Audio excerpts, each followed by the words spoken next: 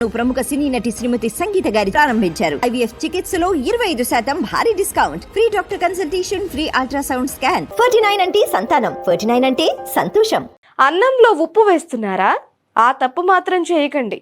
అన్నంలోకి ఉప్పు వేస్తే ఎంత రుచిగా ఉంటుందో అంత ప్రమాదం కూడా. కడిగిన బియ్యంలోకి ఉప్పు వేసి వండే విధానం కొన్ని ప్రాంతాల వారికి అలవాటు మాత్రమే కాదు, తప్పనిసరి. అన్నంలో ఉప్పు లేకపోతే భోజనం చెయ్యలేరు. చాలా మందికి కనీసం భోజనం తిన్నట్టు కూడా ఉండదు. అయితే అలా ఉప్పు అన్నంలో వేయడం చాలా ప్రమాదం అని, అలాగే ఉప్పు అన్నంలో వేయడం వల్ల ఆర్థిక కష్టాలు ఉండడమే కాకుండా అప్పుల బాధ పెరుగుతుందని నిపుణులు చెబుతున్నారు. ఉప్పు తీసుకోవడం వల్ల బరువు పెరుగుతారు. ఉప్పులో నీటి శాతం బరువును పెంచేస్తుంది. అధిక ఉప్పు తీసుకోవడం వల్ల బరువు పెరగడమే కాదు, దీర్ఘకాలిక అనారోగ్య సమస్యలు వస్తాయి.